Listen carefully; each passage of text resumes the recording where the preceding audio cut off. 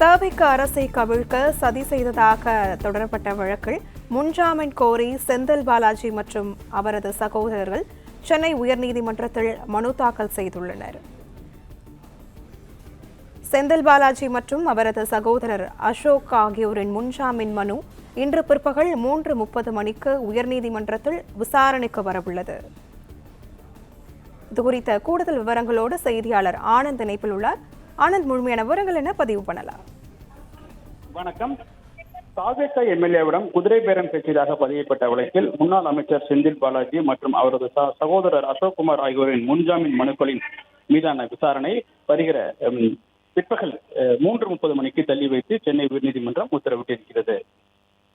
தமிழக வெற்றிக் கழகத்தின் எம்எல்ஏக்களிடம் அரசுக்கு எதிராகவும் சபாநாயகருக்கு எதிராகவும் கொண்டு வரப்படுகிற தீர்மானத்தின் மீது வாக்கெடுப்பில் பங்கேற்காமல் இருப்பதற்காகவும் அதே போன்று தாங்கள் சொல்லும்படி செயல்பட்டால் 35 கோடி ரூபாய் தருவதாக பேரம் பெற்றதாக புகார் எழுந்தது. இது தொடர்பாக இதுவரை 8 பேர் கைது செய்யப்பட்டுள்ளனர். இந்த நிலையில் இந்த வழக்கில் முன்ஜாமீன் வழங்க வேண்டும் என கோரி முன்னாள் அமைச்சர் செந்தில் பாலாஜி மற்றும் அவரது சகோதரர் அசோக்குமார் ஆகியோர் சார்பில் மனு தாக்கல் செய்யப்பட்டிருக்கிறது.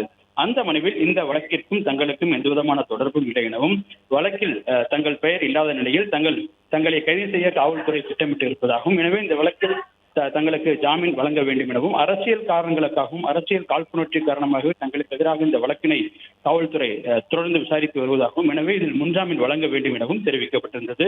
இந்த வழக்கு நீதிபதி GK இளந்தரையின் முன்பாக இன்று விசாரணைக்கு வந்தது. அப்பொழுது அரசு தரப்பில் ஆஜராகி இருந்த வழக்கறிஞர் இந்த வழக்கில் அரசின் சார்பில் மூத்த வழக்கறிஞர் ஆஜராக இருப்பதால் வழக்கினுடைய விசாரணையை பிற்பகலுக்கு தள்ளி வைக்க வேண்டும் என கோரினார்.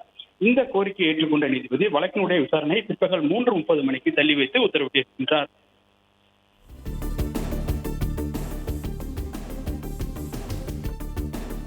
விவரங்களுக்கு நன்றி ஆனந்த்குமார்.